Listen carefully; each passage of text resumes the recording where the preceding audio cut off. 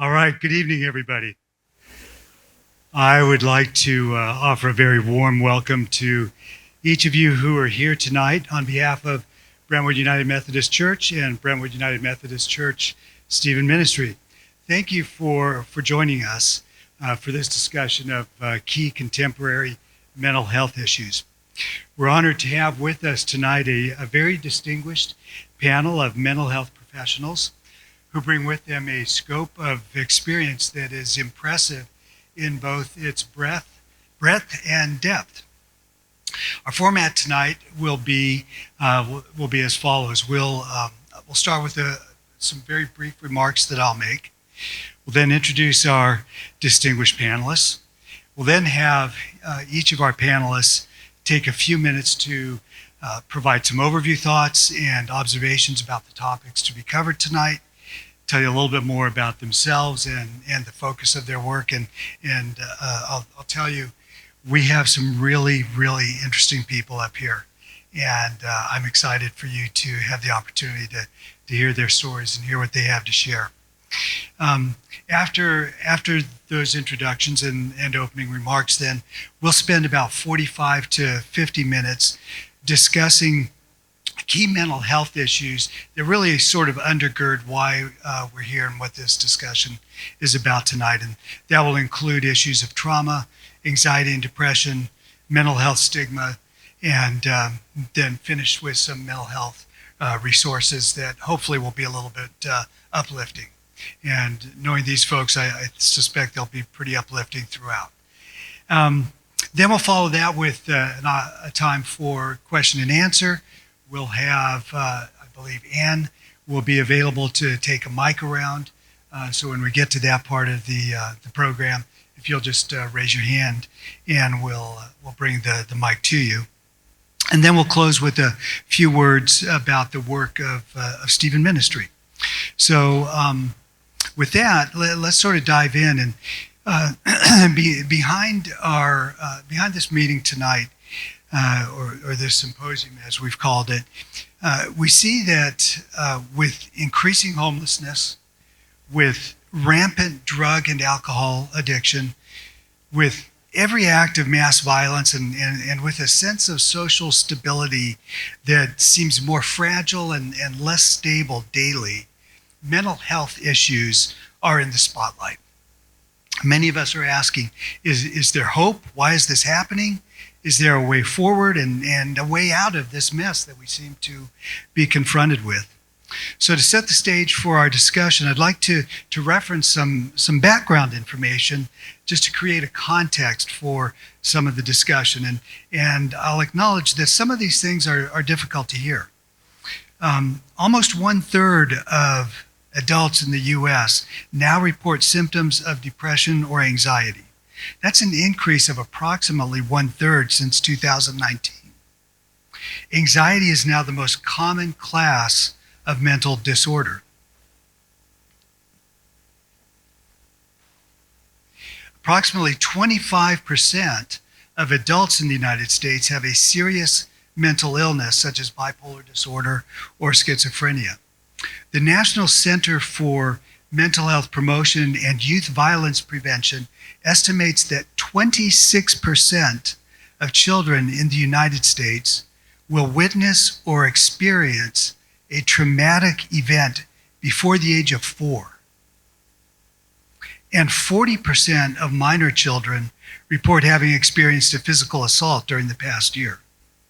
Suicide rates in the United States have risen nearly 30% since 2000. And these issues aren't just lingering from COVID era effects. In fact, in 2013, the United States Department of Health and Human Services published a paper making 3 bold assertions. One, and I'll quote on this.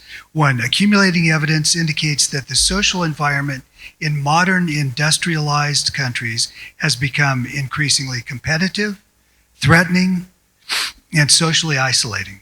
2, contemporary populations may now be more susceptible to depression because of greater inequality, low social support, intense individual competitiveness, and increased social failure. The modern social milieu, and this is point 3, the modern social milieu could contribute to rising rates of depression via higher frequency and or severity of adversity. So before we tackle these issues, I'd like to introduce our guests and then have them tell you a little more about themselves and their work. I'll start with Anita. Anita Pringle is a licensed professional counselor. She is the clinical director at the Refuge Center in Franklin, Tennessee. Anita received a Master of Arts in Counseling from Trevecca Nazarene University. She is a certified sex addiction therapist, certified grief and loss counselor, and is trained in EMDR. Anita describes her passion as working with hurting people to help them get to a place of health, wholeness, and hope.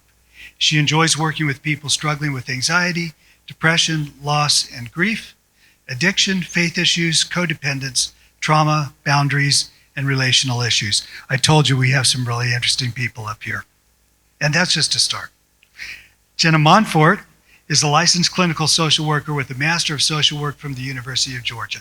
She currently serves as the director of the Child and Teen Program at the Refuge Center. Prior to joining the Refuge Center team, Jenna worked in student ministry for 2 years and then as the STARS counselor at Independence High School for 10 years. Jenna has a passion for working with adolescents and young adults. Jenna is dedicated to helping people heal and live as their authentic selves through therapeutic relationships with her individual clients. She also works with churches and youth-oriented community organizations to equip them with knowledge and tools such that they can better support mental health in youth. Jenna seeks opportunities to support, advocate, nurture, and empower clients dealing with life transitions, identity, relationship issues, grief and loss, anxiety, and depression. And Will Taylor. Will works with the Tennessee Department of Mental Health and Substance Abuse Services as the faith-based community coordinator for Middle Tennessee Grand Division. Will obtained his Bachelor of Science degree from Tennessee State University. He's a licensed alcohol and drug abuse counselor, has 9 years experience in the field of mental health and substance abuse services.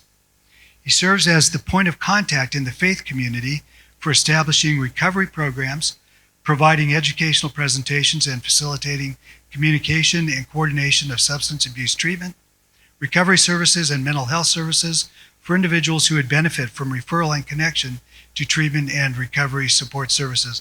And Will, I hope you'll say a little more about that when we get to you. Will also serves as an overdose prevention specialist. In this capacity, he provides naloxone training and distribution to people at high risk for opiate overdose. Will works closely with health councils, recovery courts, probation and parole officers to facilitate coordination of recovery services to those in need. Will serves as a member of the Tennessee Suicide Prevention Network Post-Prevention Response Team, a QPR trainer, assist trainer, youth mental health first aid trainer, a RAP 1 and 2 trainer, and a trauma-informed approach trainer. Pretty much everything except Tennessee walking horses. So thank you to all three of you for being here. And with that, I would like to go ahead and have each of you take a few minutes to say a little bit more about yourselves, if you'd like.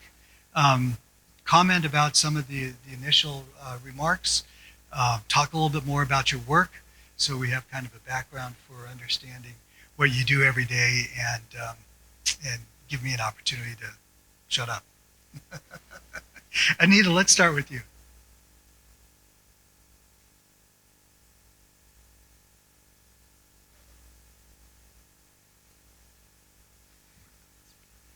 Somehow I knew I would be first. A is for Apple. Thank you all for being here tonight. This is such an exciting thing for me because I am a mental health professional, but before that, I was an ordained United Methodist pastor. And what I want to say to you tonight, since John cheated and looked off my paper and told all the things that I was going to say, I'm going to make up something. So I lived through times when churches didn't talk about mental health, which really has been only in the last few years that churches began to talk about mental health issues. So I really appreciate the fact that this church is taking these things seriously and that they're providing opportunities for understanding, for opportunities to learn more about something that, as John said, is growing all the time. And it really is not something that we'd like to grow. But before we go any further, I want to take a minute to tell you a little bit about the Refuge Center for Counseling. We're in Franklin, right off of Royal Oaks Boulevard. We are a large, Christ-centered, nonprofit, sliding scale counseling center. We have 70 plus therapists, and I can't tell you exactly because from one day to the next, we may have 70 or 69 or 72 or whatever. Things change. But we see people from the ages of 4, which is Jenna's arena, and all the way through end of life.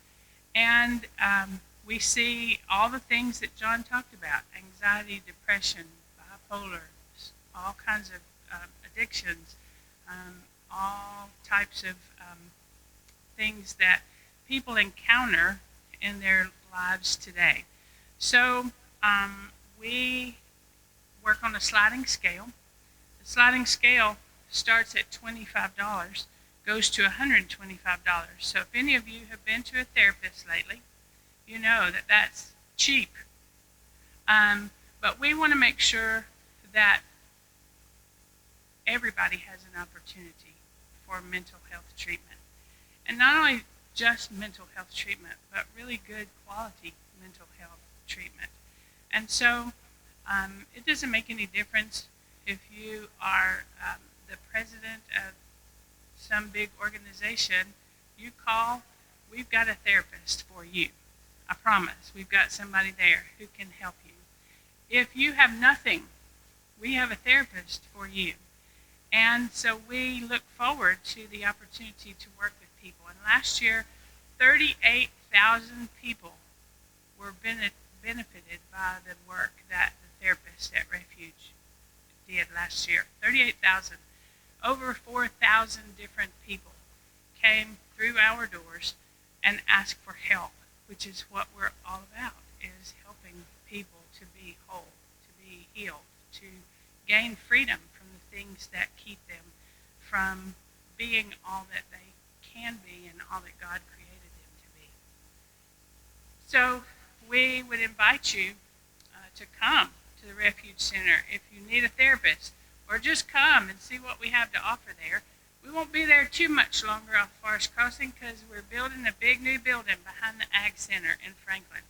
And we'll be moving there in about a year.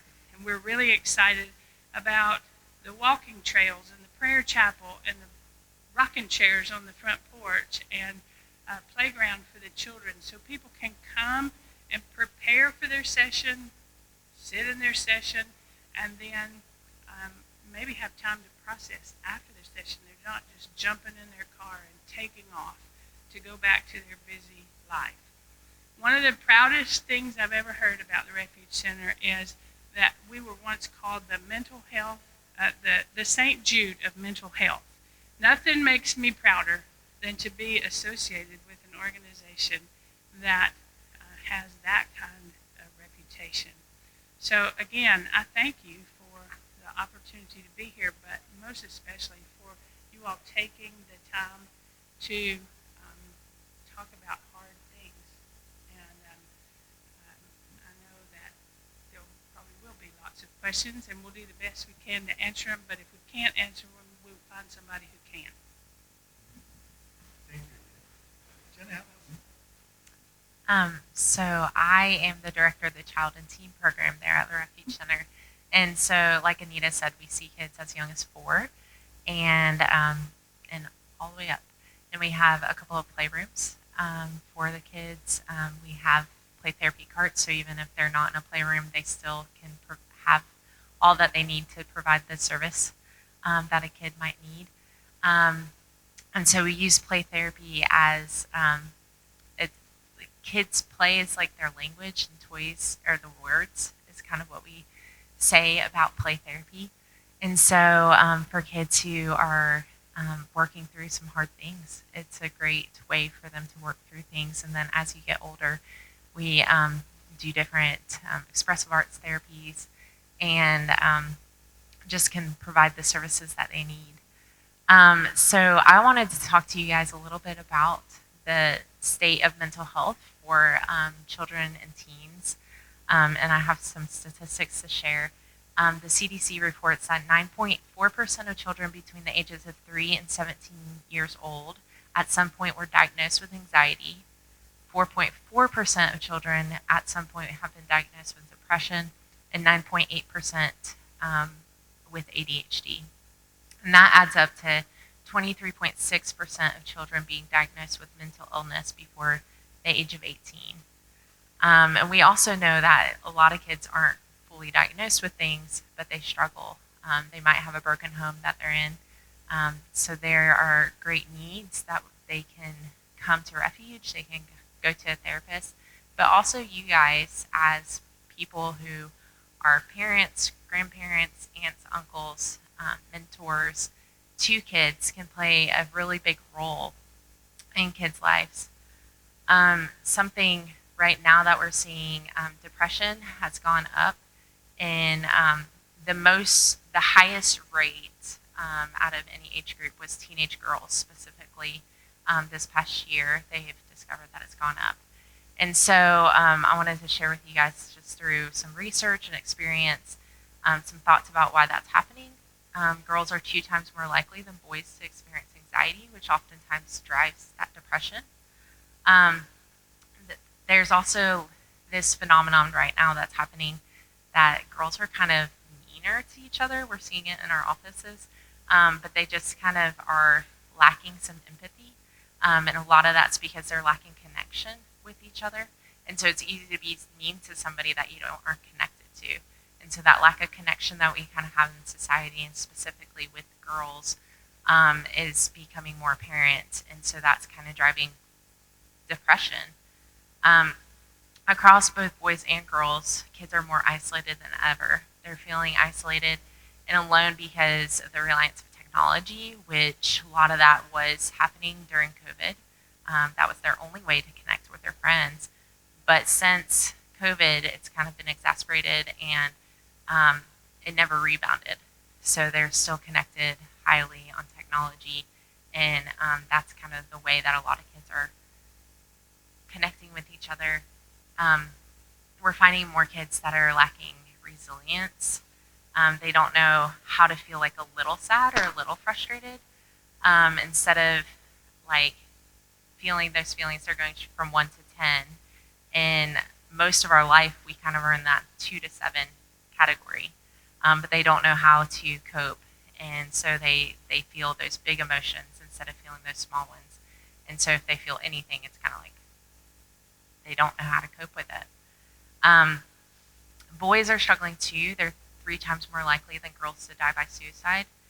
And they tend to have fewer coping strategies to emotional stressors, and they're less likely to get help. So oftentimes there's that culture where it's like, okay, man up. You don't need to really acknowledge your emotions. And so we see that a lot. But the good thing is that we can all help.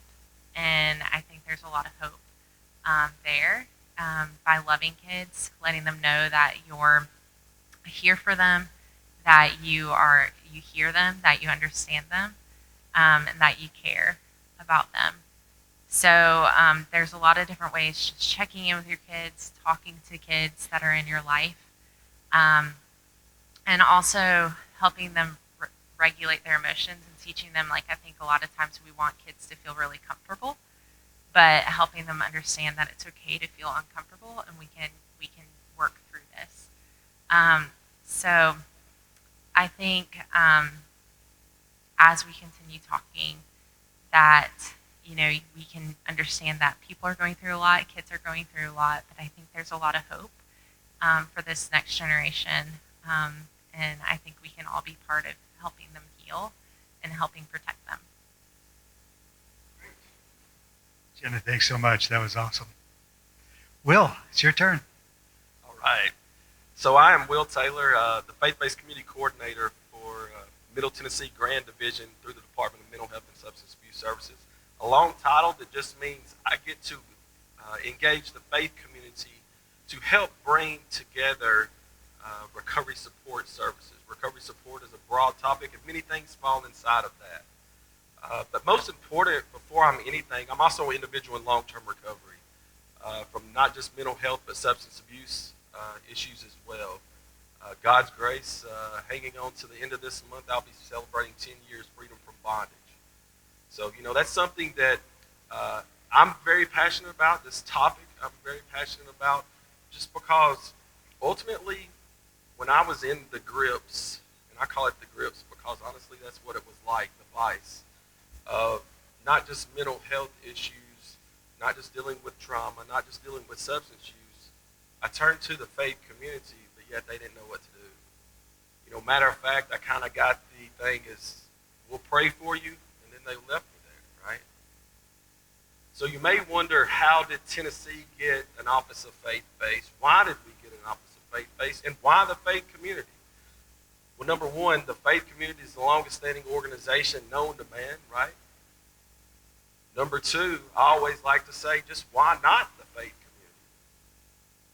Statistically speaking, Lifeway Research Institute says that 85% of individuals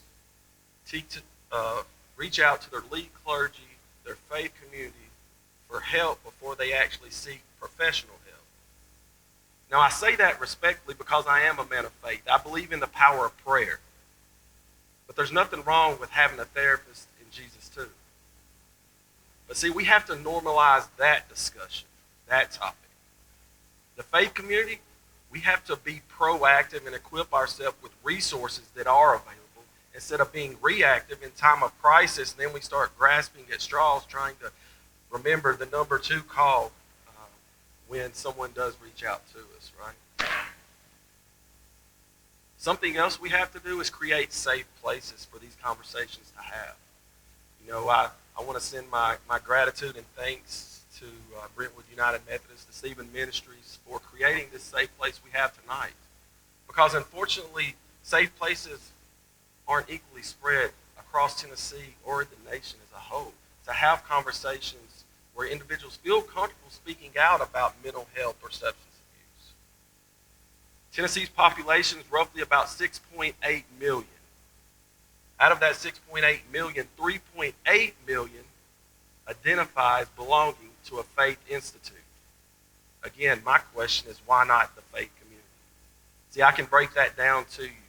Tennessee in 2021, we lost 3,814 individuals to overdose. 2021, we lost 3,019 individuals to suicide. So you take those numbers and you break those down, that averages about 823 people of faith per one individual that we lost to overdose or suicide. Let me break that on down a little bit more for you. That's 823 opportunities that we as faith-believing citizens could provide intervention and resources and support, or just listening ears, right? So again, my question is, why not the faith community? I appreciate all of you giving up your Thursday afternoon for this very important topic. The outcome I would love to see, though, is for all of us to be doers when we leave here. Equip ourselves with the proper resources. Not be scared to get engaged with meaningful conversations. Get out of the concept of cordial hypocrisy that I'm going to shake my hand and say, hey, how you doing, and go on. When I know you weren't here last Sunday, so I need to ask you, hey, is everything okay? Where have you been? I've missed you. Back to meaningful conversations. We create safe places. And again, it's that connection that we all thrive for. See, connection may have got me started down a path of destruction. See, I started this path early on. My father walked out of my family at age 6. I'm the youngest of 4 with 3 older sisters. We're going to talk about trauma. That was pretty traumatic, I'm here to tell you. I always say that I missed out on the cartoons and G.I. Joe and Scooby-Doo underwear. Because now a single mom raising 4 kids, but now a single mom raising the only boy of the house. She overcompensated more times than not to make sure that I had male figures in my life, made sure that I was signed up for extracurricular activities. I joke about it today, but honestly, I participated in pretty much every extracurricular activity known to man, including tap, ballet, jazz, except hockey, because hockey wasn't popular in southern Lincoln County during this time frame. So naturally what happened was I developed a resentment to my mom. So I ended up running away from home at age 13. I'm going to talk about protective factors sometime in our conversation tonight, because that's important, and all of us have the capacity to be someone's protective factor. See, I had a protective factor in my life, so when I ran away from home at age 13,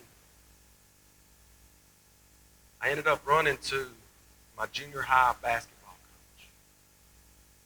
And yeah, he probably went ahead and made contact with my mom, but most important, he was a safe environment, gave me a place to live for a total of 5 days until I could get in touch with my father, who I hadn't seen since he had walked out of the family when I was 6. Just to come back, petition the court system to get my custody swapped over to where he could have legal guardianship of me, knowing that he's going to go back out of town and leave. So that left me living with my grandmother, who I definitely love, and I owe a lot of my traits to her, but a 13-year-old son living with a 72-year-old grandmother. She had 2 very important rules. I eat breakfast at home and I eat dinner at home. But yet, the whole environment and climate had changed since her youth. And ultimately, the whole environment and climate has changed since all of our youth. So we have to stay educated. So what did that look like? That looked like she taking me to get a hardship license. So now not only am I living with very loose rules, I'm driving as well. See, I was also introduced to alcohol at age 11. See, my mom working that second job, my oldest sibling is 9 years age difference than I was. So being that annoying little brother at the house, they had the great idea, well, we'll just give him some alcohol. He can become the entertainment of the night, and then he'll pass out and we can go on about our business. Now see, I told you a connection got me started down the path of destruction. See, that night, age 11, I developed a connection. You know, therapists for a long time tried to tell me it was a connection to the alcohol. That may or may not be true. I don't know. I decided to go get a degree in psychology and try to find that out, but I still couldn't identify that connection.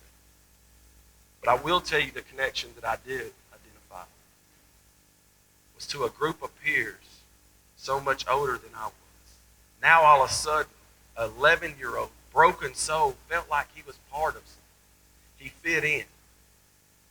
And see, I hung on to that connection for the remainder of 30 years.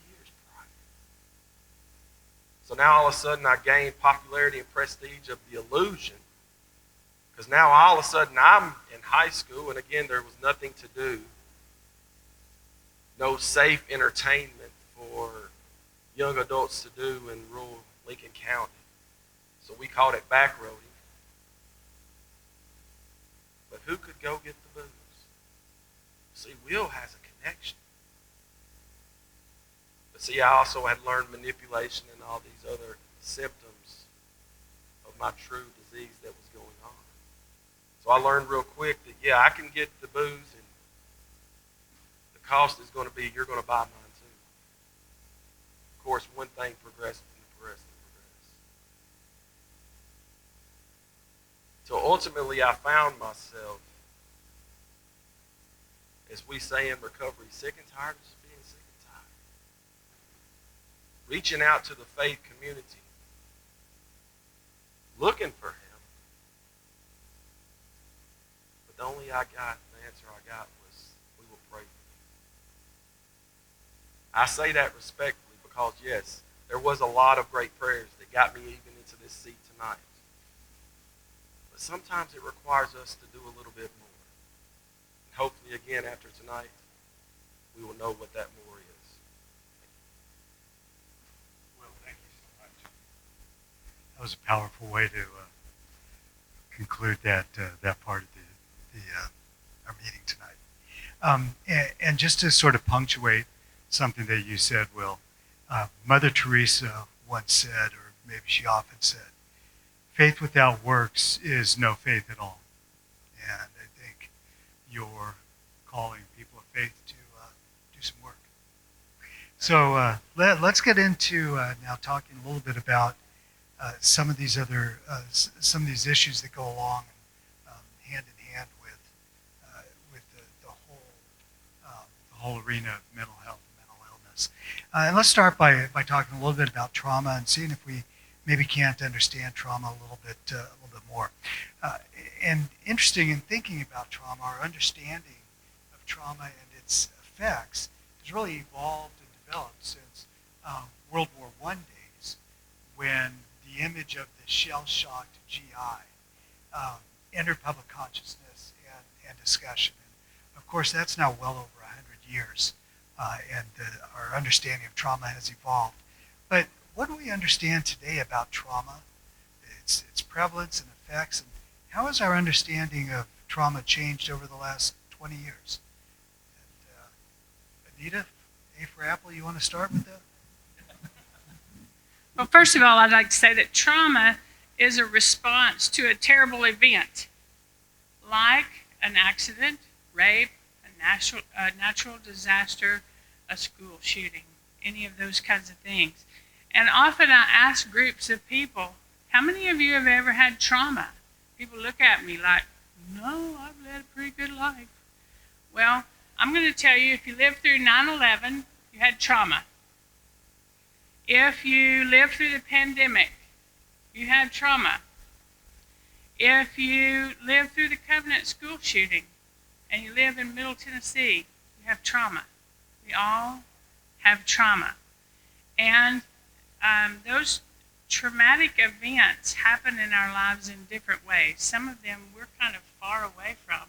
Other times we're really close to them. In the therapy world, we talk about big T traumas and little t traumas.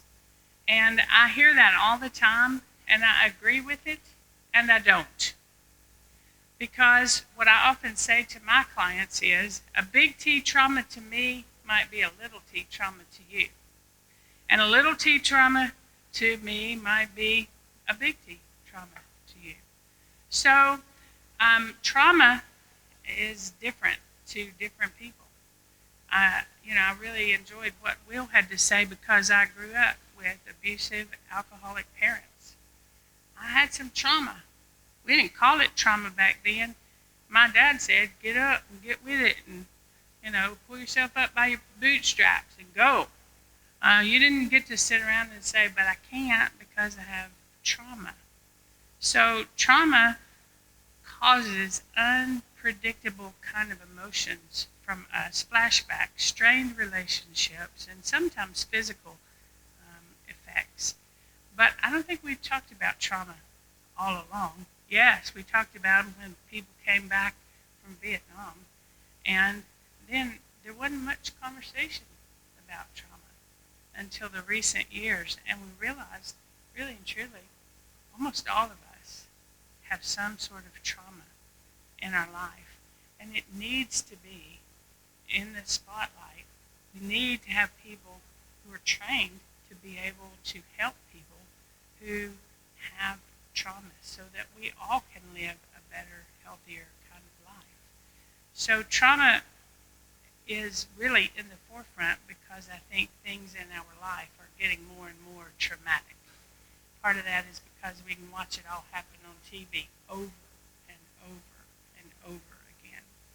I think about the day that the airplane flew into the Twin Towers. And I can't even tell you how many times I watched that day. Like something different was going to happen. Well, the fact of the matter was, I was re-traumatized every time I saw that happen. So we are, we hold a phone in our hand, it stays in our pocket. We can see what's going on most anywhere in the world in a split second. And a lot of it is trauma. So trauma is a bigger deal today. Not that we didn't have it a long time ago, but it's more prevalent today because of the access that we have to the things that make for trauma. Jenna, did you want to add anything to that?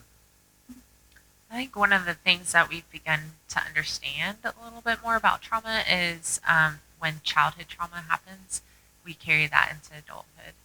And so there's a study, ACEs, it's Adverse Childhood Experiences, and I strongly encourage you guys to read more about that. But it talks about how trauma, even from childhood, then into adulthood, affects us not only mentally but also physically. There is a lot of studies about if there's like 10 different factors that go into ACEs score that you have, and if somebody has a ACE score of like 4 or higher, then they are, I don't even know what the percentage is, but highly likely to have cancer, diabetes, just different physical health things. So that unprocessed trauma, you're carrying it in your body into your adulthood. And so even as adults, returning back, if we haven't done any work from our childhood, being able to go backwards and process some of that trauma that happened to us and heal from that can also help not only heal our mental health, but help heal our physical health as well, because we carry trauma in our body as well as in our minds. Fair to say then that there's so much more discussion of trauma because there's a better understanding of that trauma isn't limited to just to combat and major adverse events like that, and that to a certain extent trauma has a very unique individual perceptual component to it. Is that fair to say? Yeah, like Anita said, that sometimes things that have happened to one person maybe not doesn't feel as traumatic as to another person, but also we all have experienced some sort of trauma in our life, and making sure that we are talking about those hard things and also normalizing talking about it is really important, so people feel like they can talk about it and process things and get the help that they need for it.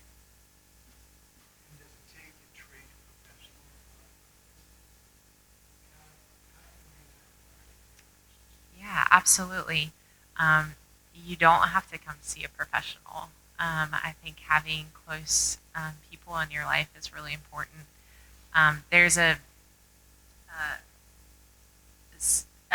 study that I've read before called The Power of Five. And this talks about for protective factors for kids, but essentially it's identifying like 5 people in their life, adults, healthy adults that they can go to and talk to. And if a kid has 5 people, then their protective factors, like they are protected. And a lot of times, even when like things are coming at them, they have other people there that are kind of deflecting things and helping them through that. And so I think even for us as adults, that's true too. Having friends, and if you can like make a list and have 5 people in your life, and have those people come alongside you. I think about Stephen's ministry. Actually, I grew up in a home where it was single mom, and my mom had cancer when I was in high school, and we had a Stephen's minister come alongside us, and she came in and like did our laundry, cleaned the house. I was the only person. I'm one of 4. I'm the youngest of 4. Also have a dad that's an alcoholic. So the irony of all of our stories kind of tying together there. But so it was just my mom providing for us, and she had just gone back to teaching, so she didn't have extra income. So there were people in the church who helped us financially and then physically, like this person coming alongside us and helping my mom through all of that was also helping me because I was going to have to carry that load of doing all those tasks if we hadn't have had a Stevens minister. So I think you guys are like, who are Stephen ministers, or just people who care about other people, coming alongside and being one of those people in that person's life. And what a great blessing and value that is to help people through that trauma.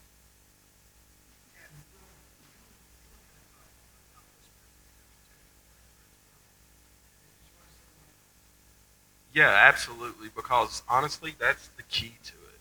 You don't have to be a trained professional. Now, I am an advocate for professional help to help process the trauma, but protective factors, or having protective factors, the power of five, that's the significance that I really got to see play out in my life just with my ball coach.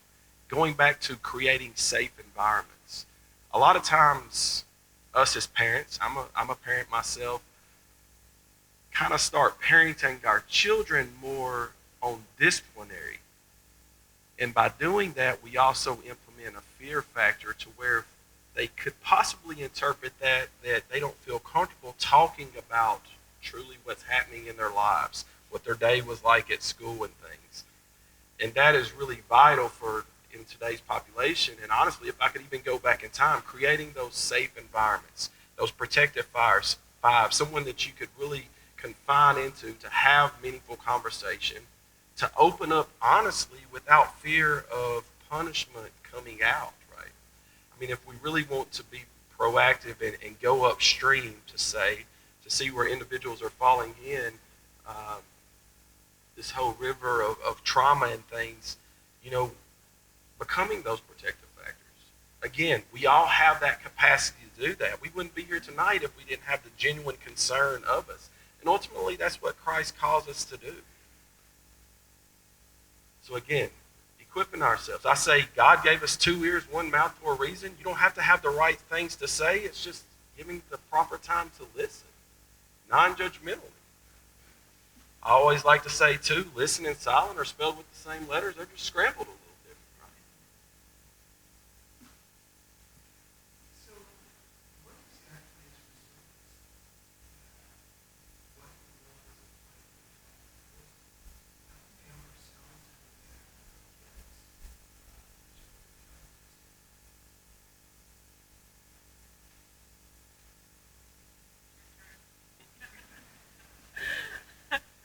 I think a lot of resilience is, teaching people that like it's okay to not be okay, and helping alongside. I can think for a child, that perspective, and really for adults too. We all have this window of tolerance. We all have this place where we feel okay. There's this chart that I like to show kids that kind of has this window of tolerance, and it actually has a unicorn floating on a raft. And it goes, you can get hyper-aroused or hypo-aroused, and that's where you feel like really hyper-aroused would be when you feel really overwhelmed. And hypo-aroused might be when you start like withdrawing. But we tend to not have those coping strategies. Like we don't know how to cope with hard things when we don't have resilience. And so building your resilience is really building your coping strategies and learning how to maybe talk about your emotions. Like when you're angry, instead of yelling, figuring out a way to calm yourself and have a productive conversation. Getting out. And I think for adults too, especially like parenting, anger is the hardest emotion to allow a kid to feel because it feels like they're being like resilient to you, or they're being angry or mean. But teaching them a productive way to get that anger out as a kid, so then as they grow as an adult, they already have that wider window of tolerance. They know how to cope with things. And so us as adults, we also have to look at our window of tolerance. Like, how much can I handle? And when I don't handle things well, like how can I stretch myself and learn how to, with my stress, how do I learn how to calm myself down?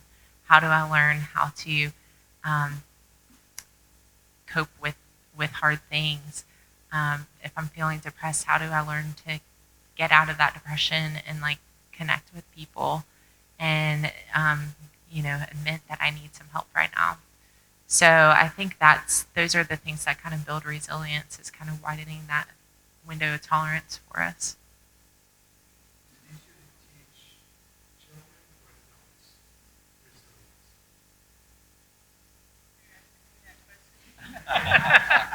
You can't teach an old dog new tricks.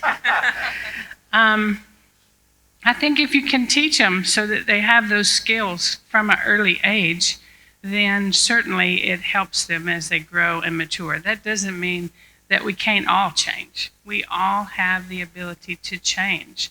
We don't have the ability to change anybody else, but we can change ourselves. And so, it's not a good excuse to say I've always been this way. I've done this all my life. Well, let's change that. When I worked in churches, the statement I hated worse than anything was, we've always done it this way. Well, we've always done it this way in regard to mental health is really not a good option, because we need to be growing and getting those coping skills and learning strategies and staying connected and doing things that are meaningful, having gratitudes and affirmations and things that help to build us up for the world outside that's doing its best to tear us down.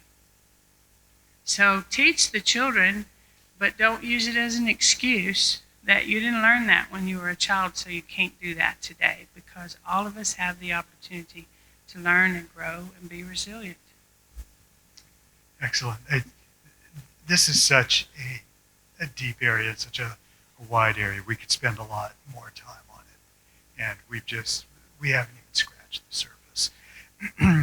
But kind of respecting our time frame, let's talk a little about anxiety and depression and loneliness. And as we sort of covered in the opening remarks, contemporary social structure, contemporary social climate, and Jenna, you certainly talked a lot about this, has been implicated in the rise of the prevalence of anxiety and depression, and loneliness.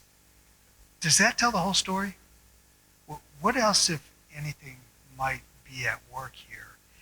How and why have these become so prevalent?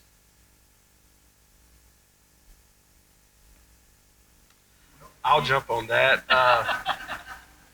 Connection. We've lost that connection due to maybe COVID pandemic, where pre-COVID, we were interacting, we were giving hugs, we were visiting and things like that.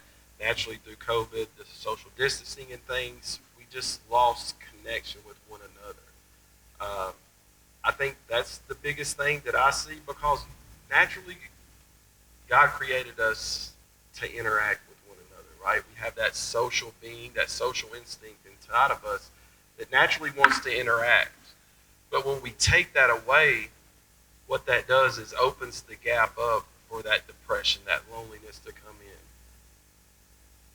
Lasting effects of the COVID pandemic, we're still seeing a lot of those. Anxiety, depression is up like 85%. So we can see what that has done to our adult population especially, but then we also have to look at our young adult population. Jenna talked about that. So Tennessee Department of Mental Health puts a survey throughout the schools, and females 14 to 18, 3 out of 5 mark that they have had suicidal ideations, where our male population was 2 out of 5, but still that's very disturbing. Because then we even looked at our female population attempt suicide 5 times more likely than our male population, but then our male population also die by suicide at a greater rate than our female population.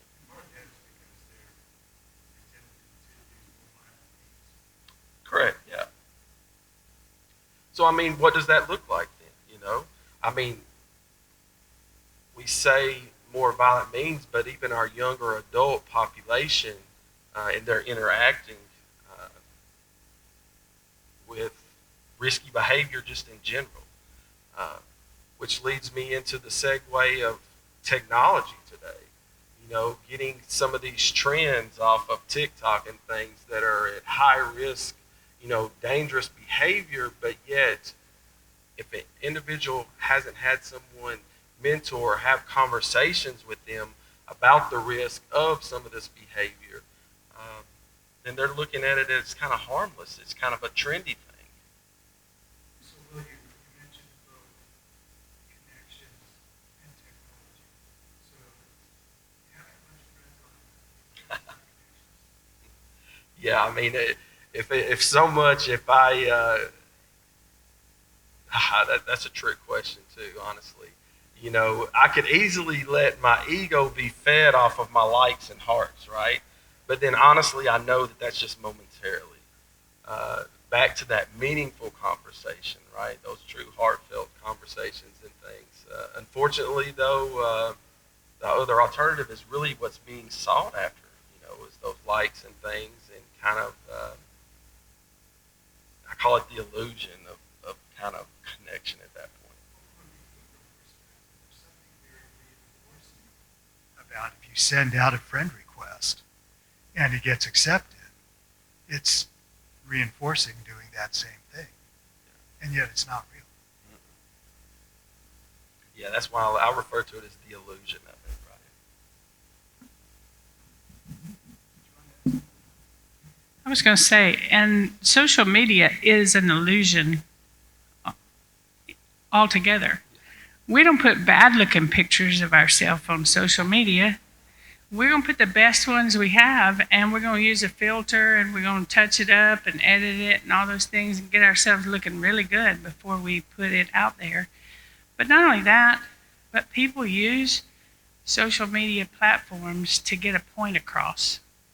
Just today, I raised my nephew who died of a drug overdose, and he had 4 children, and one of his 4 children, who's 17 years old, is going through a hard time right now, and he's gouging at people through social media. He's posting these things to get at people, and that is harmful. That's part of the reason that suicide risk is so high. I mean, suicide rates are so high, is because people can't live up to what they're seeing on social media, and then they can't stand the hardness of what people are saying about them, whether in a passive or an aggressive way.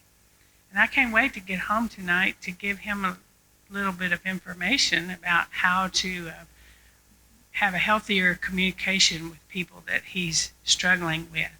But he's not really making friends and influencing people by the kind of things that he's putting on Facebook. But it could be really hard and devastating for people who read that. Yeah, absolutely. Talk a little bit about the connection between anxiety and depression, because so often they go together. I think a lot of times people feel anxious, and their mind's kind of going and going and going, and they can't stop it. And so a lot of times their mind is not saying healthy things to themselves. When you're anxious, you're not saying healthy things, and so therefore you start being really hard on yourself. And so a lot of times people then feel depressed because these thoughts that they're having about themselves, about other people, are all negative, and then they feel depressed about themselves, like they're worthless, and they're having a lot of really hard and sad thoughts. And I also think there's some isolation with anxiety too, or when you're depressed, like you feel, then there's some anxiety about going out and being social, and even like wanting to get up and do things like that feels, again, their anxious brain is telling them, don't get out of bed. Like, getting out of bed is a scary place. Going to work is a scary thing. Talking to this new person, talking to a friend, like these are all scary things. And so therefore that it kind of exacerbates that depression. So what What treatments have proven to be effective for anxiety, for depression? What have we learned? It's not all just taking some prescribed medication. What can people do if they're wrestling with anxiety, with severe levels of anxiety, and maybe depression that's not major depressive disorder? I think there's a lot of things that you can do. And I will say, sometimes medication is necessary. I once had a client who was a psychiatric nurse practitioner. She came to see me because of some trauma. She would literally, physically shake through our sessions. I asked her one day, "Are you on medication?" She said, "No." And I said, "Why are you not on medication?" And she said, "Well, I just don't want to be." And I said, "You prescribe medication for people all day long for what you're dealing with, and you're not taking it yourself."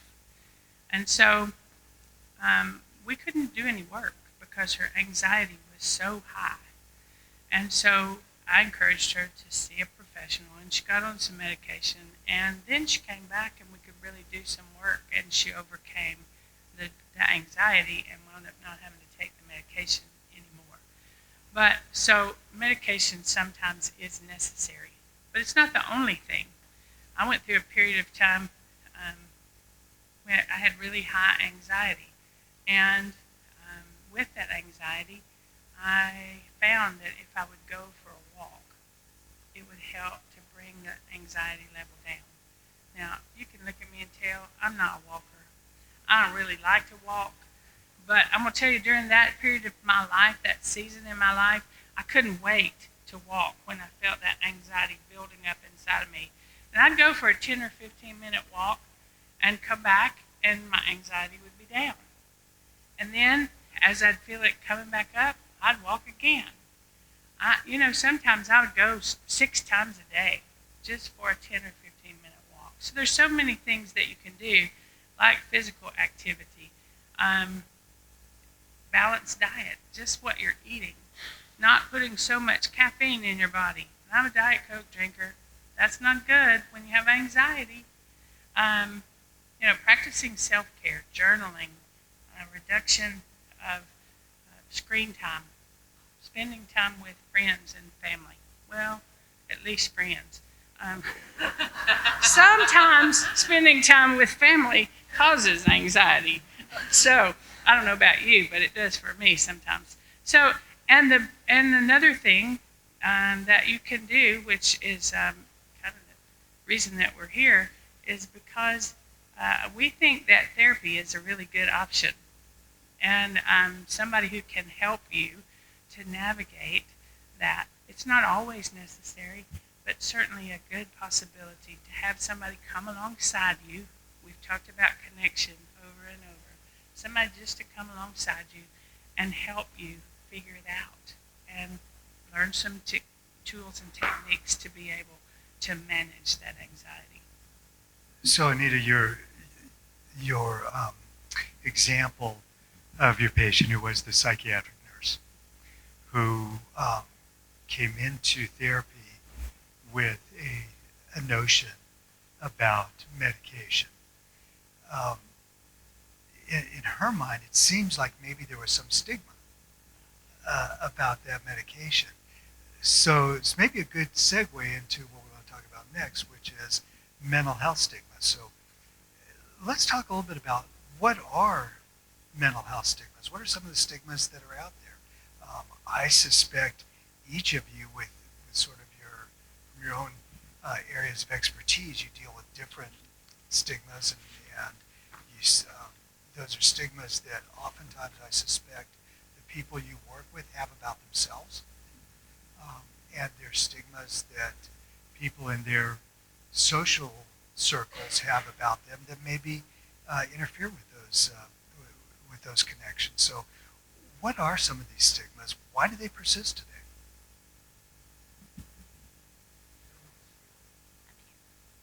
I can, I think a lot of times people think that if you go to therapy, like there's this stigma that you're crazy. And that's not at yeah, whatever that means. Like, and I almost is like feeling like I think people feel like they're lesser than or devalued if they need to get help. But really, the way that I look at it is the strongest thing that you can do is ask for help. I think working with, the population that I work with children and teens and young adults, that a lot of times the kids that come in, they feel like their parents maybe minimize what they're feeling instead of validating what they're feeling. And it's like, oh, that little breakup you went through, but for them, that's their whole world. And so that can be a really big thing. Or like a divorce happens and it's like, oh, that's just between me and your dad. Like, it's not really involving you. Like, and it's like their whole world just changed. And so I think a lot of times parents like minimize kids' feelings. And also there's a piece where sometimes if you're bringing in your kid, really there's some work that maybe the parent needs to do. And so the parent doesn't really want to take the kid in because it might mean that they themselves might have to look at themselves and see, oh, there's some things going on to me that this is bringing up that my kid's dealing with.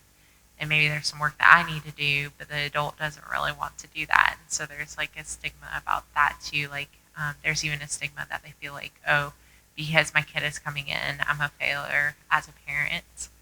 And, I don't think that's true. I think we just go through hard things and kids go through hard things.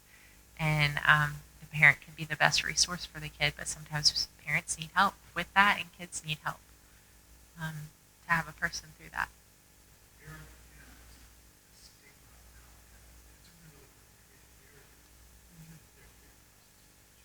Yeah, it does. So and that's where, there's resources where they can come to us. But I do appreciate, like, my old role at the school. I was available to any kid in the school that they could come to. And, if we were starting to do true therapy, we then would call the parents and have permission with them. But if they just needed somebody to talk to for, going through something, like, I was available to do that. And there's, resources at schools for kids to do that.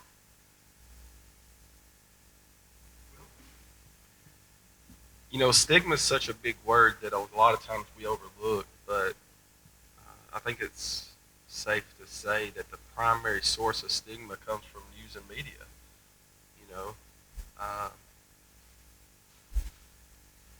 What's portrayed, what's put out on television shows versus just even news outlets, right? It's always not even the mental ill, but the schizophrenic did this crime or something of that nature, so we're really out there kind of just shaming people publicly. So then what does that do to individuals that are, I call, suffering in silence? Now they self-inflict stigma on themselves to where they won't open up about these things. They won't open up and even seek out professional help. And I see it happen. I mean, stigma exists on multiple different platforms. Naturally, the life that I was raised in, it was similar to what Jenna kind of spoke of earlier. It was, we don't talk about problems outside of the household, right? Fear of judgment. But yet, I know myself, how many times was I walking in the church and I seen a little kid just get a spanking in the parking lot? Something's going on that opens up the opportunity to where we can have conversations with the parents at that time, just to see what's happening, right? Again, connection and creating that safe place, because not everybody has that at home. It goes back to even the protective factors and the importance of that, the power of five. Self-inflicted stigma is real, and a lot of that I feel is based off of judgment. I can't open up without receiving some type of judgment. So then what does that do? Something we haven't even addressed tonight is co-occurring disorder, right? How many individuals that have a substance use problem really is just accompanied by mental health diagnosis or undiagnosed diagnosis, right? Tennessee, we're in the estimate of 73% of individuals that sought out substance use treatment were actually co-occurring. Had it accompanied mental health disorder there with that.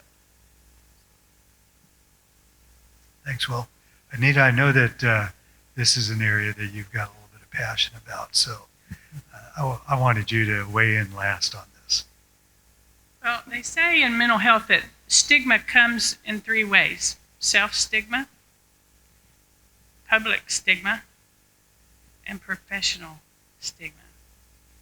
And just from my own experience, at 22 years old, I was working in a church. I was working with children and youth and went through a horrible time of depression. Very dark place. And I was afraid that if people in the church found out, that they wouldn't let me work with their kids because I was crazy. I'd lose my job. And so I walked through that very hard time without anybody knowing. So it was exacerbated to the point that when I went to work, I had to act like everything was fine. But then I would leave. As soon as the senior pastor left for the day, I would leave, go home, unplug my phone. That's when phones were plugged into the wall in the 80s. I'd pull the blinds, lock the door, and go to bed. And I've always had this very big interest in mental health things, so I knew the worst thing I could do was go to bed. But I did that. And just in that one situation, I experienced the self-stigma where I thought I couldn't ask anybody for help. I couldn't get any help. If I did, then the public stigma would be problematic for me. And then as a 22-year-old single woman, I would lose my job.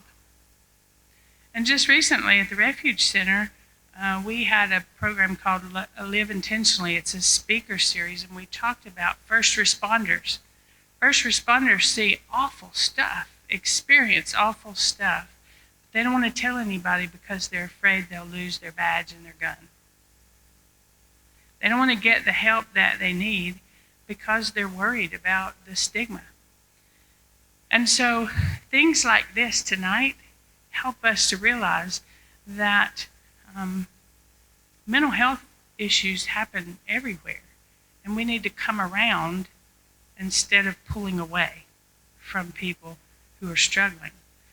I, at 22, went and got me a psychiatrist, got me a therapist, and with those two things and the grace of God, I pulled through that situation.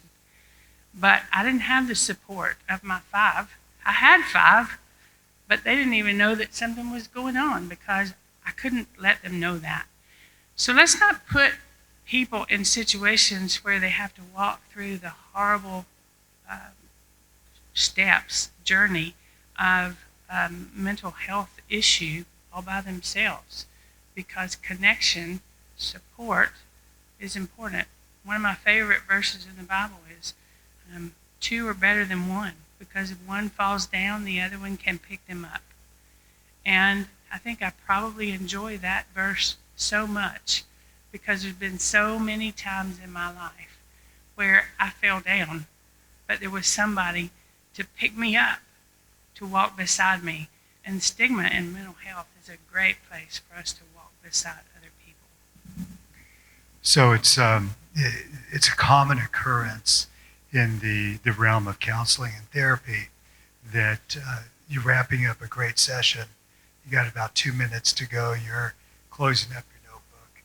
You're winding down, and the client says, "Oh, by the way," and something big comes up. And so I hope this isn't one of those moments. But are there gender differences with stigma that we should discuss? And if the answer is no, that's great.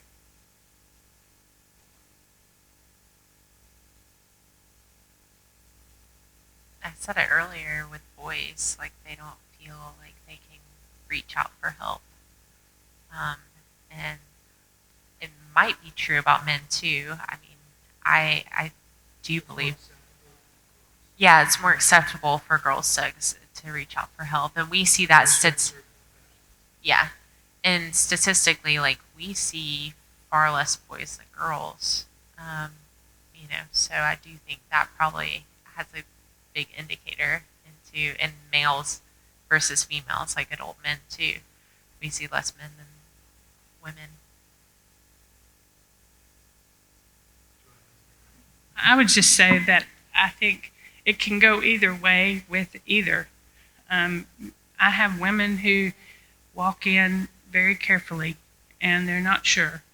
I would be quick to tell them, I have been to therapy. I still go to therapy. I think therapy is important. It's okay. Let's kind of level the playing field here, because I think people also believe mental health professionals don't struggle with the same things they do, which kind of makes that connection difficult.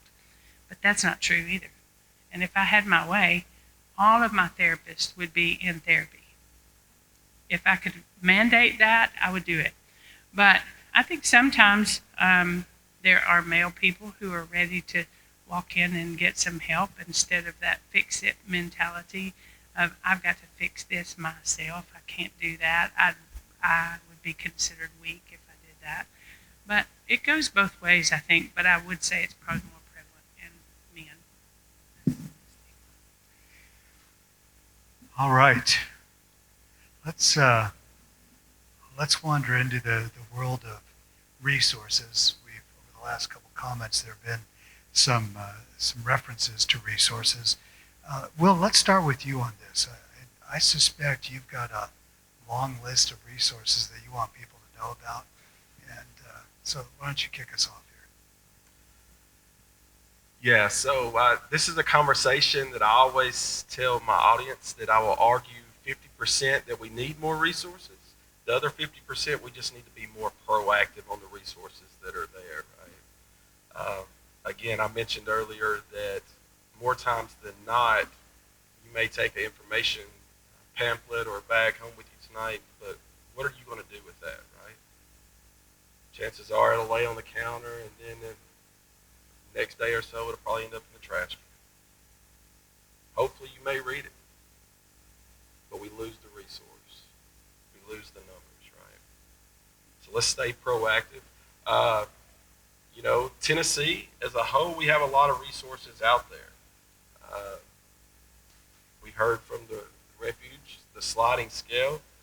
For mental health treatment, Tennessee also has what's called the Tennessee Safety Net, where mental health treatment is provided free of charge for individuals that are uninsured. There's also a kid safety net. So there's access there for mental health treatment. We have the Tennessee Red Line. That's a 1-800 number. Individuals can call or text that for treatment.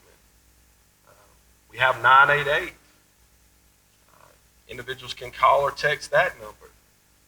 Because, unfortunately, texting is important because more times than not, individuals aren't comfortable enough having conversations across the phone. We're blessed with a lot of great organizations throughout the state of Tennessee, but even here in Middle Tennessee. I see Hustle Recovery here in the crowd, and they offer substance abuse respite housing. We have mental health respite, but something that's an innovative approach is having substance abuse respite, meaning that they can go and get somebody upon call and place them in a safe environment.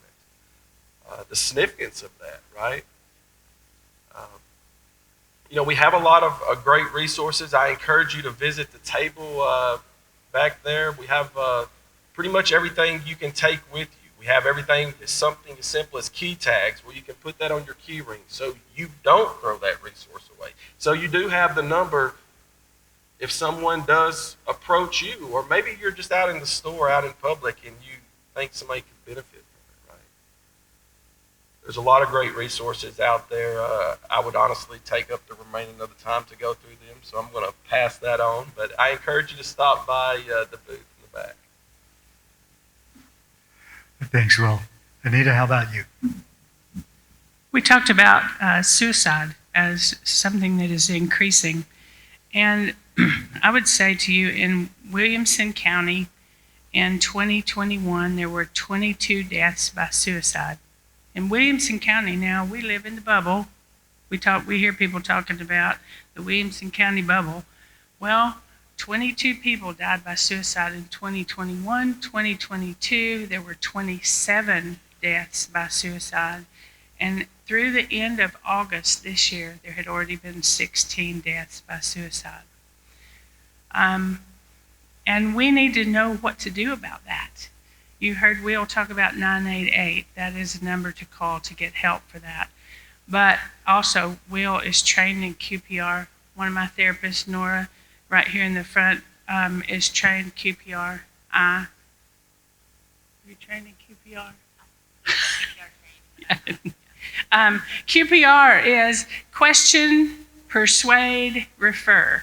It's an opportunity for you to learn how to help somebody who is in a crisis situation.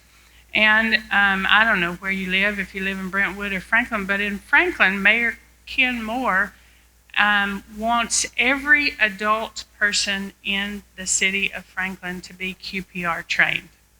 And so there are QPR trainings. You can go to Find Hope Franklin's website and sign up for a QPR training there, or you can call Refuge. I'm sure Will would be happy to help you as well.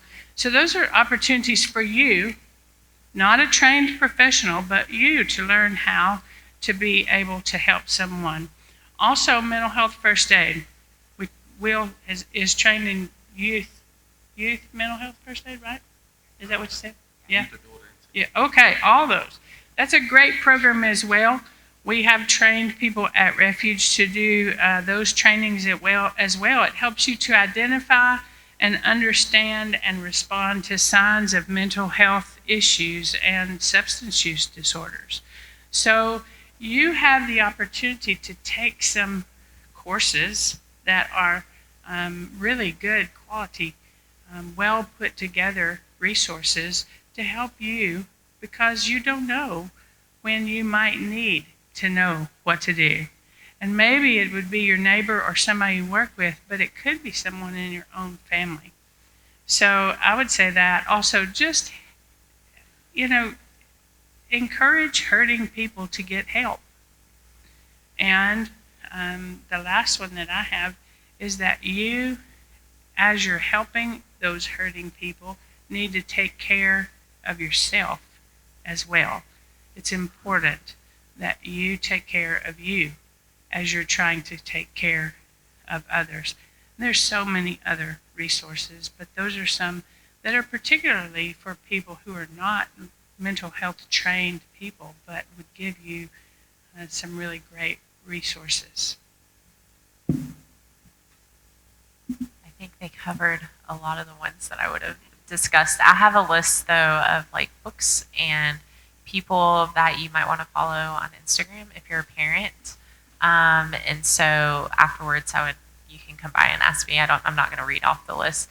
But also the two things we talked about digital pieces and like kids being connected. And so the thing that I would encourage you is to tell people about digital monitoring.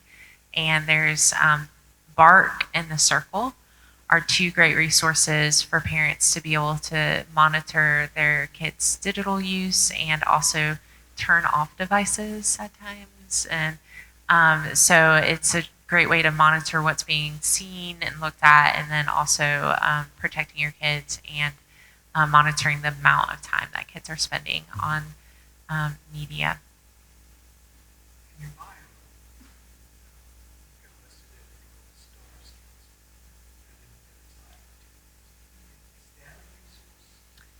Absolutely. Yeah, so STARS is a nonprofit organization that serves here in Middle Tennessee. It stands for Students Taking a Right Stand, but they have counselors and therapists in all of the middle schools and high schools in Williamson County. And then they also have counselors, some of them in the elementary schools now as well. And then they serve Metro has a good number in the Metro schools, and Rutherford, like really all the Middle Tennessee schools. And so you have the STARS counselor role that any kid in the school can go to and just talk to the counselor. They're all trained mental health professionals. And so if a kid is struggling, having a bad day, is in crisis, whatever they're struggling with, they can go talk to the STARS counselor.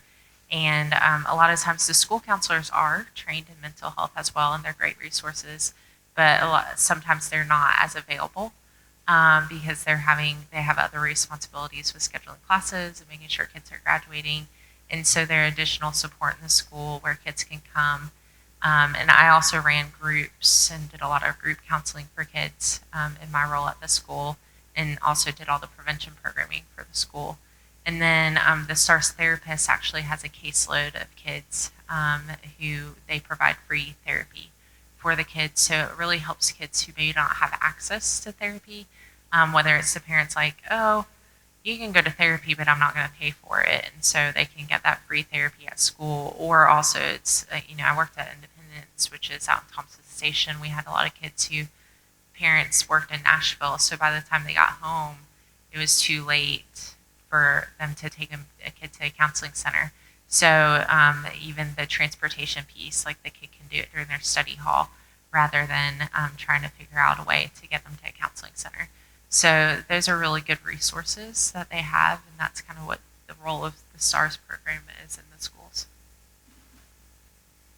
Well, thank you for that good overview. And I would be remiss if I didn't just point out that sitting here, we have 3 amazing resources that we've been very blessed to have with us tonight. I think I may have mentioned that we had some really interesting people here tonight with some really useful information. I think certainly that has proven to be the case. But we've sort of asked all the questions. I'd like to open it up and give you the opportunity to ask some questions for Jenna and Anita and Will. And so if you've got a question that you'd like one of them to address, or if you'd like them to go into greater detail with anything they've already covered, just raise your hand and Ann will bring the microphone back or by. Skip, kick us off.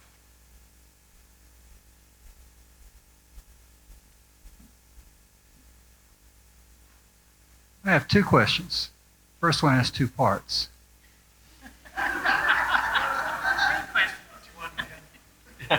You're talking about resources. The first part of the first one is, how can a person's faith help, and how does a person's faith hinder? The second question is, I've got friends and relatives in other states. They don't have you all available. How do we help someone find a good professional to help them?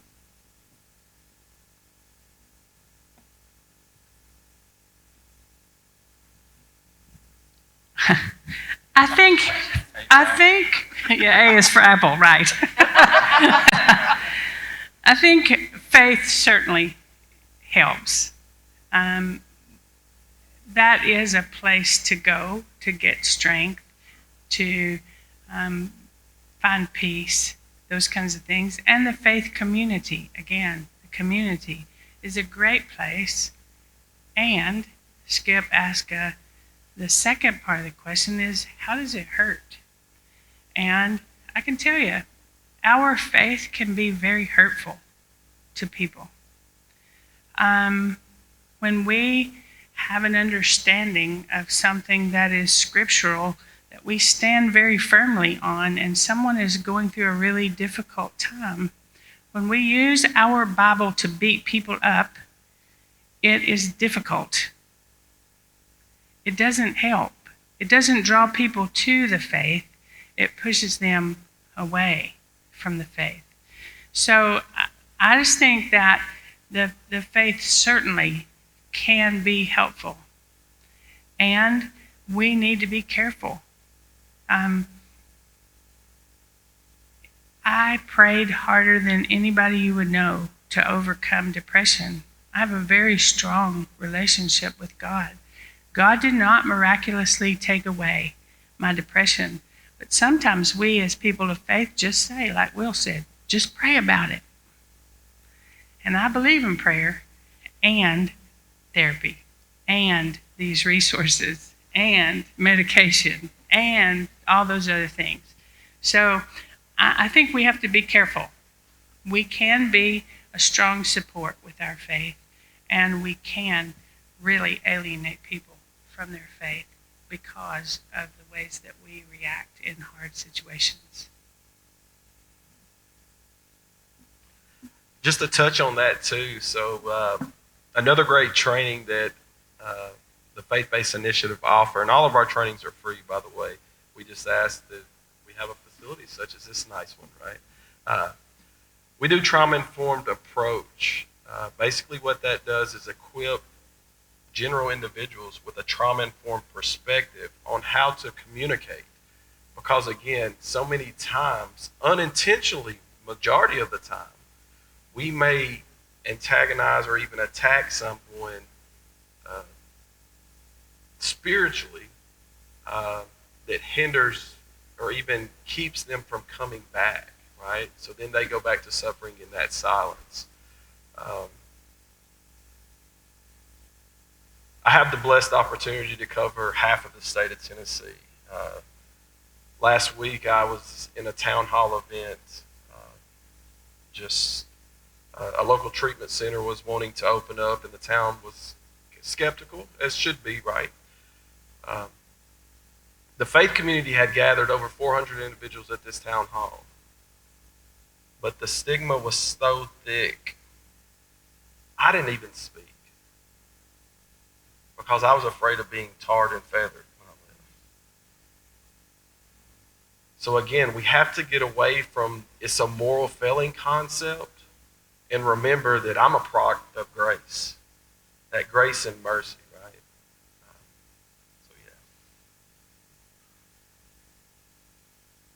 Your second question about if you had somebody who was out of state, I would direct them to Psychology Today.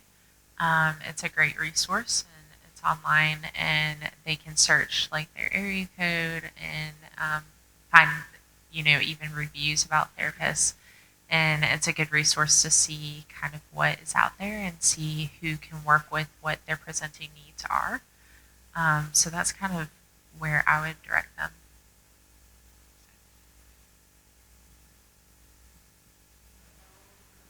Sure.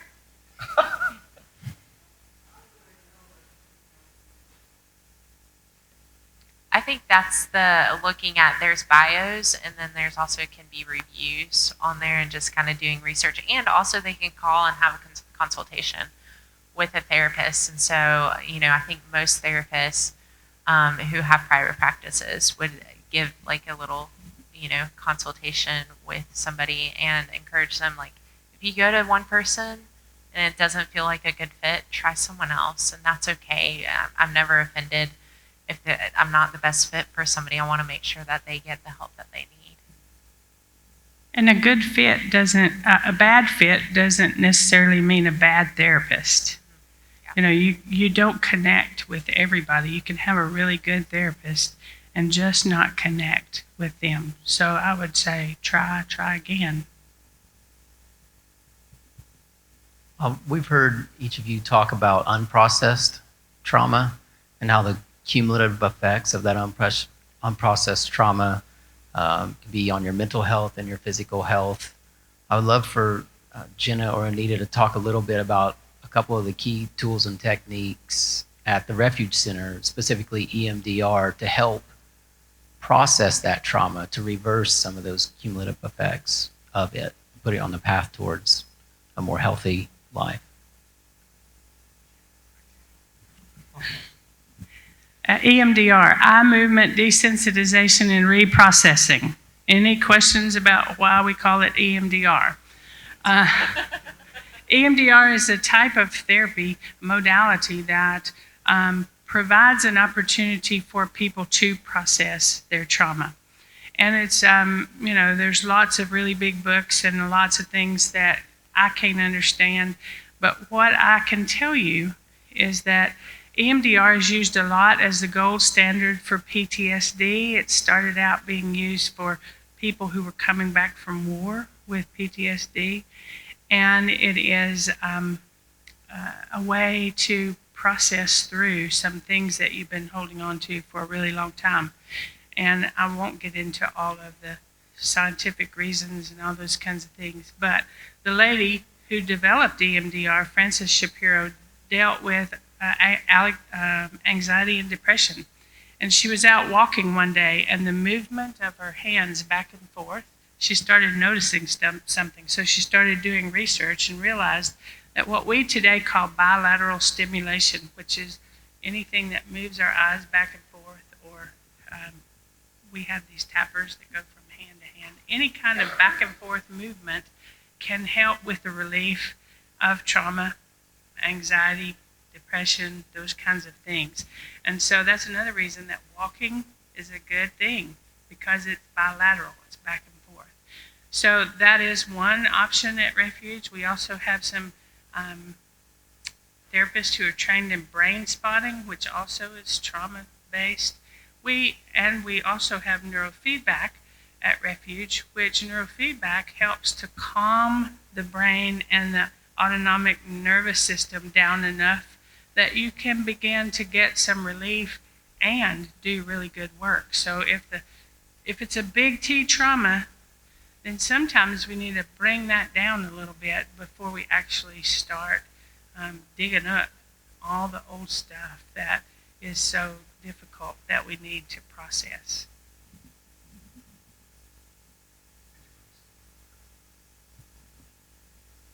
I think she explained it quite well.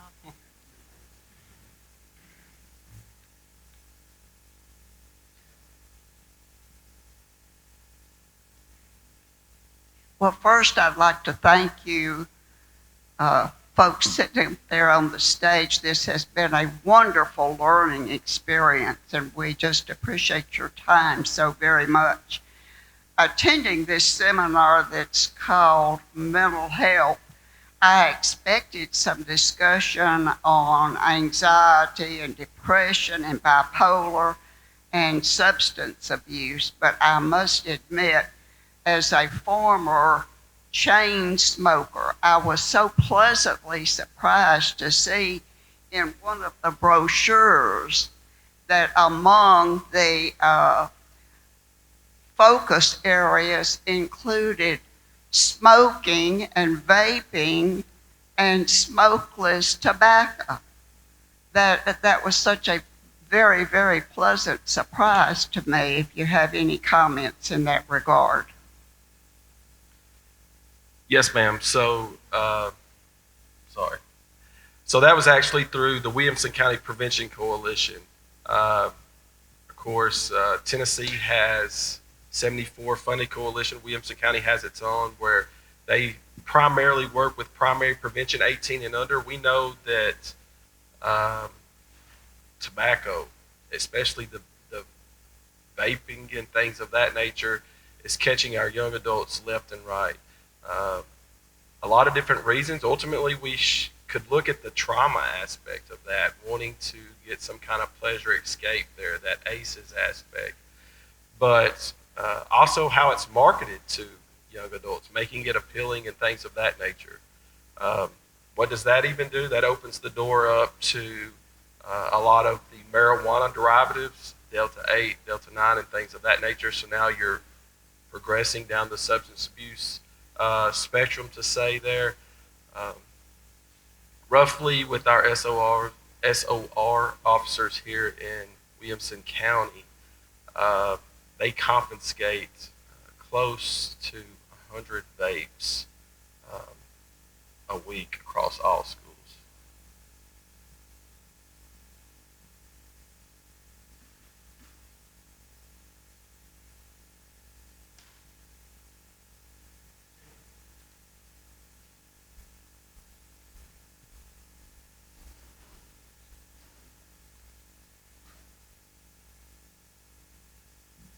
So I wonder if it's a, I don't know, cultural or regional thing that, when we talk about stigma, it seems like when we watch movies and that kind of thing that, it's really trendy to go to therapy, and it's really cool to be on some kind of antidepressant or something. And that doesn't seem to be the case in our region. It seems to be kind of the opposite to me. And I'm just curious if that's just my perspective or if that really is the case.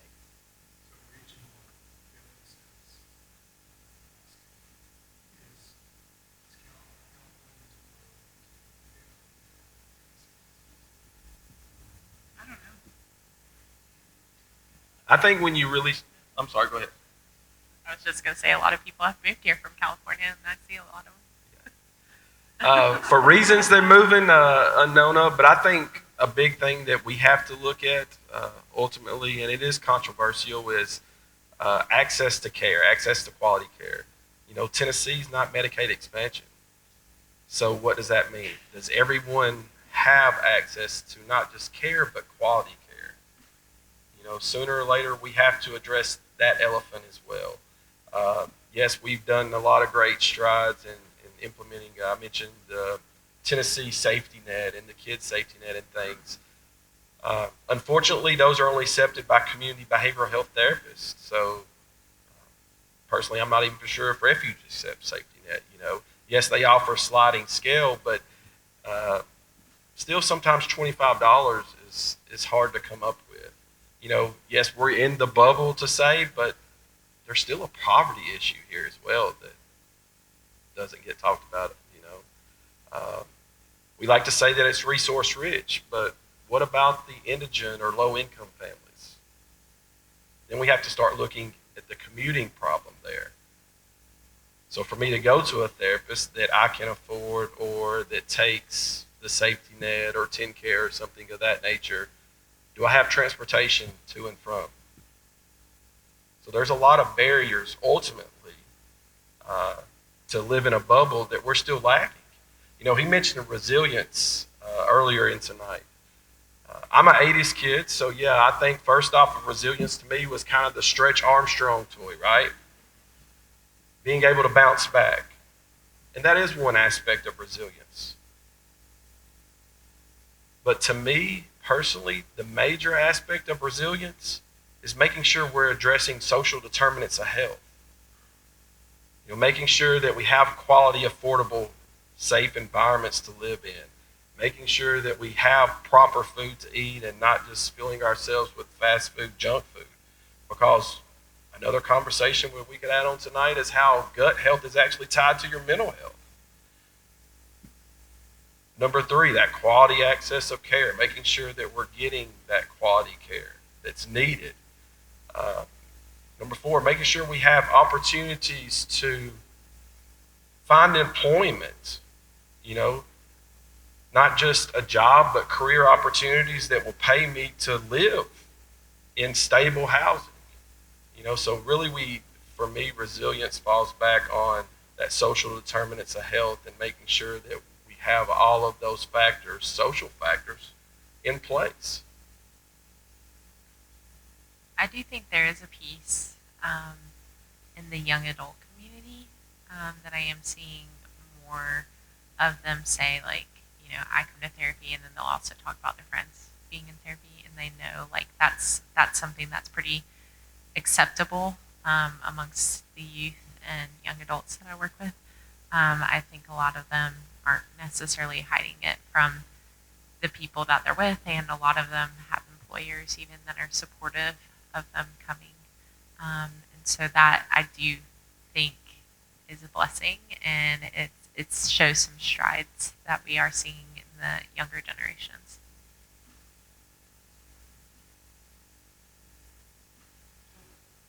Sometimes my mind wanders when I'm listening to folks, and I got to thinking while we were talking about trauma, about policemen, firemen, EMTs, and the things that they see on a daily basis. And this is just a question, something that came to my mind.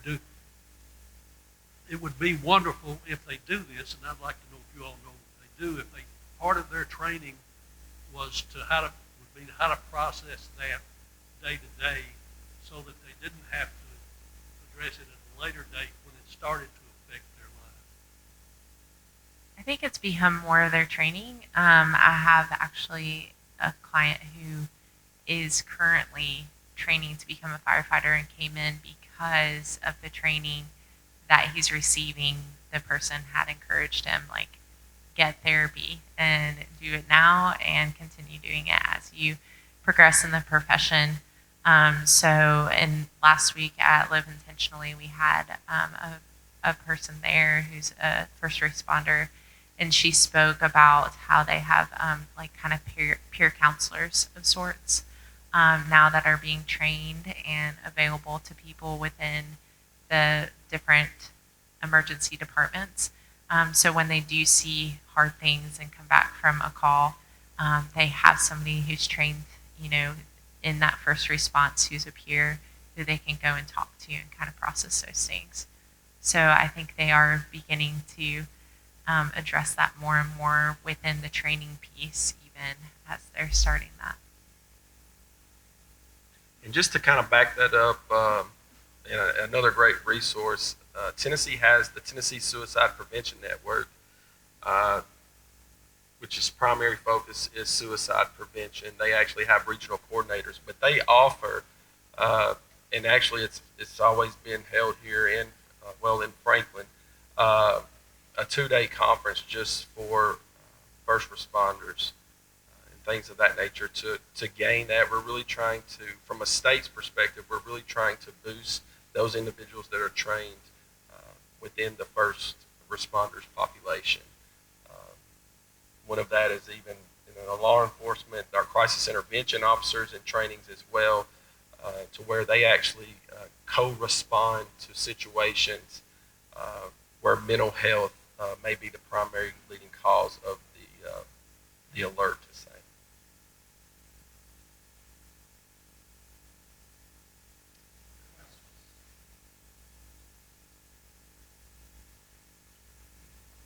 I'll ask 2 more questions. One part. One with an explanation before the question, which is that I like to think about the various components of our health as being our personal health assets. We talk a lot about personal health information. I like to think about personal health assets. Our cardiac health is an easy personal health asset to think about. Our muscular health. It's tough for us to think sometimes. I think about our mental health as a personal health asset. We spend a lot of time taking care of our wealth assets.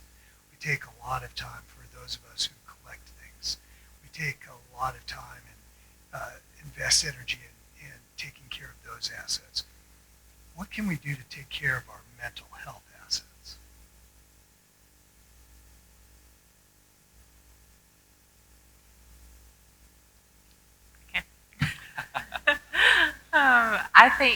I think a lot of it is doing like check-ins with yourself and seeing how you're doing. Like, you do check-ins, you go to the doctor and you do physical health checkups. And so kind of, even you could go to a professional, but also for yourself, just checking in and saying like, how am I feeling right now? How am I doing? What am I processing? What all is on my plate right now? And making sure that you're checking in with yourself and seeing like, is there too much on my plate right now? Like, what do I need to do to really take care of myself right now? Anita had talked about a lot of like really easy self-care things that we can do. And yes, some of those physical health things help with our mental health, but also being willing to like talk about how you're doing. Even if you're like, I don't think like I necessarily like going to a therapist is where I want to go right now, but talking to your friends, talking to your family members, and connecting with others. I really like Brene Brown has a quote that's vulnerability breeds vulnerability. And so if we are vulnerable with somebody, like they tend to be vulnerable back. And so, you talking about how you're doing, not only does that help you, but a lot of times that other person then feels safe to be able to really open up and share how they're doing. And so just having that culture, kind of cultivating that culture amongst your friends and your peers and family members is really helpful. And it's fair to say that I think, and you can tell me if I'm off here, but it's fair to say that that part of the fun of being a therapist is when you're working on personal growth. And therapy that really is effective over the course of time, there's healing, but there's also personal growth. And mental health therapists are experts at helping people with personal growth. And if we think about mental health and taking care of our mental health assets in that way, that certainly goes a long way to eliminate stigmas, because we can go and see a therapist just because there's maybe a growth area that I've identified as opposed to a problem. I would just say also the community aspect comes up in what Jenna was just talking about. If you have someone that's in your inner circle, a close friend, and you feel like they're struggling, then have a conversation with them. I've been almost 3 years battling cancer, and 2 of those were pretty awful years. And I am a therapist, and I try to take care of my mental health, but I was so focused on my physical health that if it had not been for a couple of people in that inner circle who said to me, "Do you think you might need to see a therapist?" Or, "Do you think you might need some help?" I think I would have just sailed right on by. Now, I wouldn't sail on by that for you, but I sailed right on by it for me. And when somebody said that to me, I called and made an appointment. And so be helpful to other people, because sometimes you just don't even realize where you are emotionally when you're just trying to keep your nose above the water. Excellent point. So the second question is, before we close tonight, do you have any closing thoughts that you'd like to take about 90 seconds to just put out there? And it's okay if you don't. I just bring the remembrance of trauma. You know, just because I don't perceive it to be a traumatic event doesn't mean it's not traumatic for someone else. That's the biggest thing. We call it the 3 E's of trauma. The event, the experience, the effect. It's not what's wrong with that person, it's what's happened to that person. Shifting my perspective to understand, go ahead and assume. We get one time to assume that there's maybe a prevalence of trauma in the individual's life. Thanks, Will. Good reminder. In a minute, I'm going to bring up Hal Bumbalough, who is one of our Stephen leaders, to talk a little bit about what Stephen Ministry is, what we do, and how to get connected or get somebody else connected if you feel there might be a need there and Stephen Ministry might be help. But before I do that, I just want to say the 3 of you exceeded expectation, and the expectation was high. Thank you so much.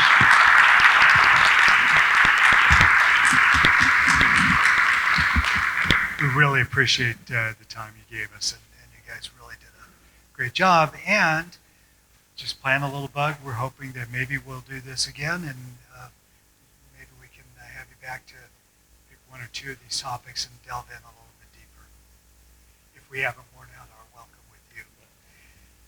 So with that, Hal?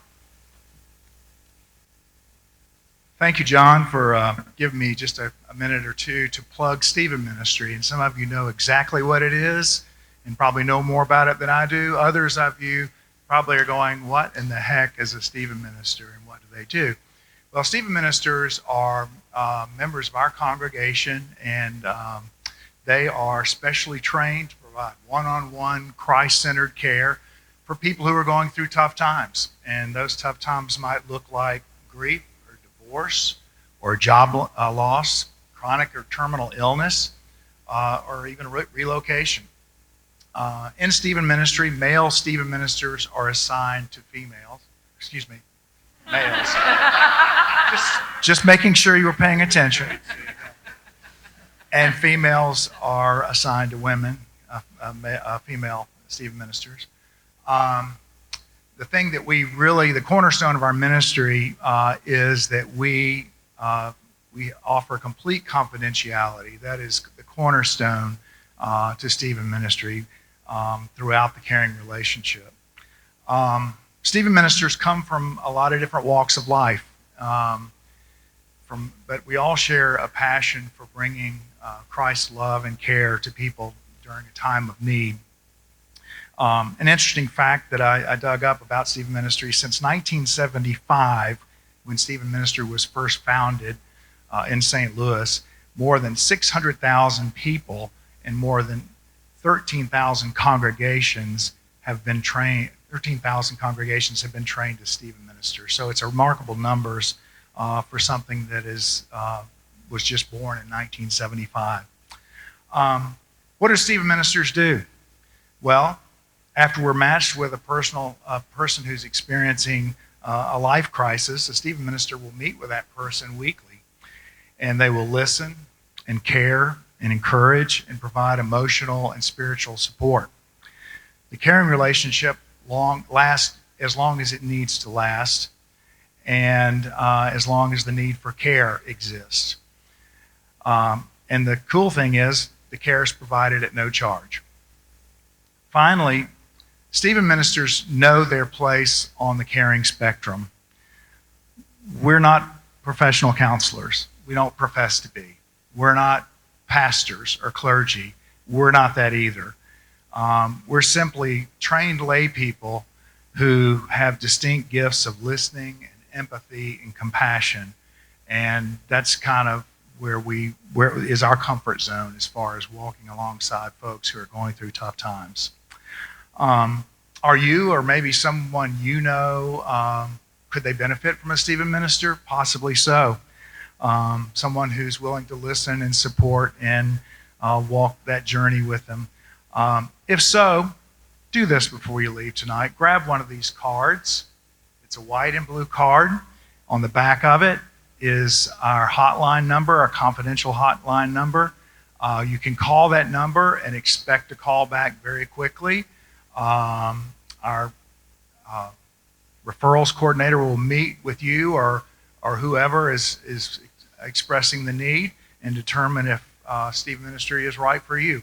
And there's no obligation. If you don't feel like it is, then you walk away and everything's okay. That's just fine. But anyway, I would encourage you to do that. Pick up one of those cards back at the middle table. Also, if you want to snag one of these people who's wearing a blue badge and chat with them about it, I'm sure they'd be willing to share that with you as well. Anita, Will, Jenna, it's been fabulous. Thank you guys so much for being here and for sharing, so generously sharing your time and expertise. Also, I want to give a shout out to John Hawes tonight for coordinating our speakers, and also especially to Ann Adams, who has done a remarkable job in putting this first ever event together. So we're thankful for everyone who had a part in doing this. So with that, we will stand adjourned, but still feel free to stick around and talk and visit the tables and pick up information that you might find helpful, and have a safe trip home. Thank you so much for being here.